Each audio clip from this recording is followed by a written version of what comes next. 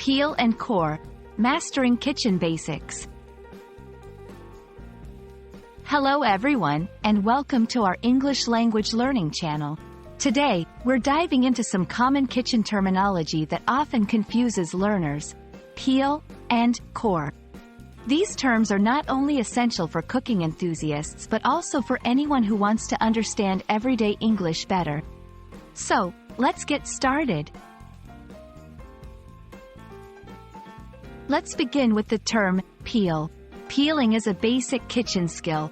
When you peel something, you remove the outermost layer or skin of a fruit or vegetable. It's usually done with a peeler or a knife. Think of peeling an apple or a potato. You're taking off the outer skin to reveal the flesh inside. It's a simple yet essential step in many recipes.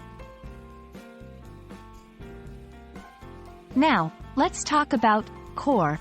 To core a fruit or vegetable means to remove its central part, often where the seeds or hard sections are located.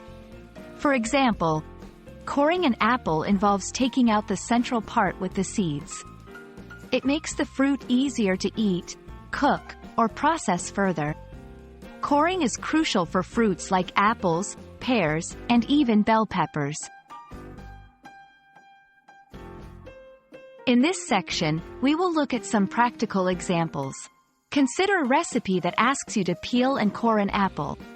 This means you first remove the skin and then take out the central seed-filled part. It's a common step in making apple pies, where you want only the soft, edible parts of the apple. Understanding these terms helps you follow recipes accurately and improves your English comprehension in a culinary context. That's all for today's lesson on peel and core. Remember, these are not just cooking terms. They are part of everyday English that can enhance your understanding of the language. We hope this video has been informative and enjoyable. Stay tuned for more English learning videos, and happy cooking!